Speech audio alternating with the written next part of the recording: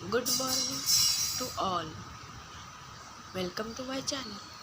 आज मी तुम्हाला केतन अग्रवाल केसबद्दल काही सांगू इच्छिते.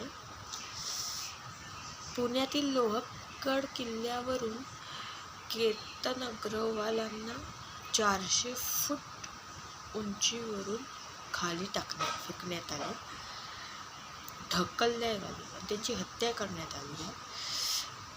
तर या प्रकरणात पोलिसांनी मुख्य आरोपी सिया गोयल आणि चेतन चौधरी यांना अटक केली आहे.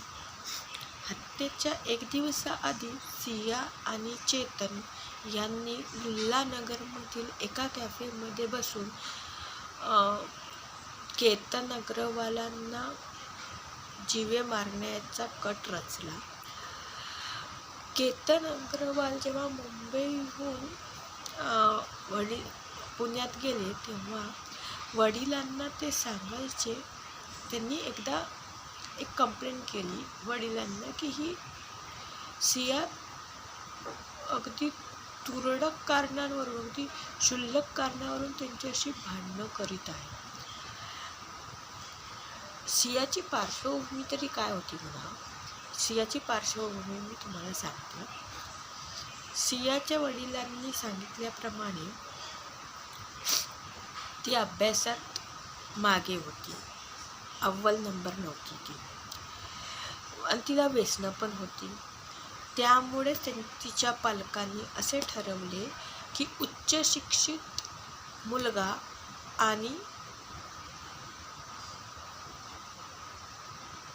सधन म्हणजे सेटल पण पाहिजे आणि खूप शिकलेला पण पाहिजे अशा मुलाशी तिचं लग्न ठरवलं. पण माझे असे म्हणणे आहे की यामध्ये केतन अग्रवालची काय चूक होती. जर लग्न ठरलं आहे तर तुम्ही तुमच्या प्रियकराला स्वतःच्या सोबत सामील करून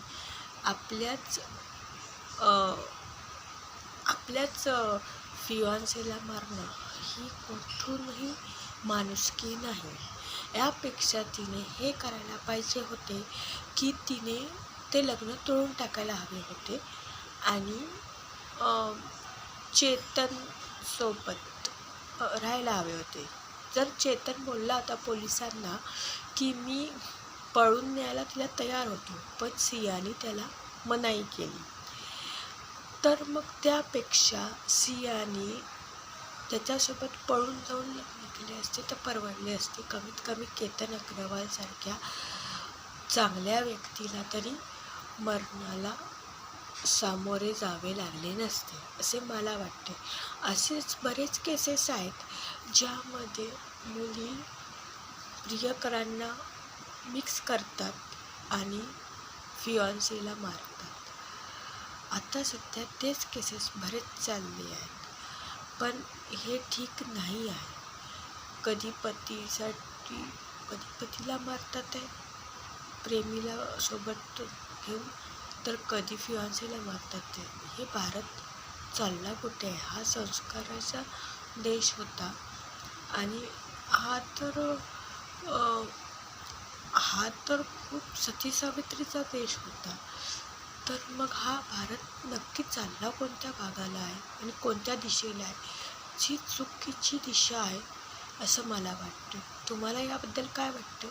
यावर तुम्ही मत नक्की कळवू शकता. धन्यवाद.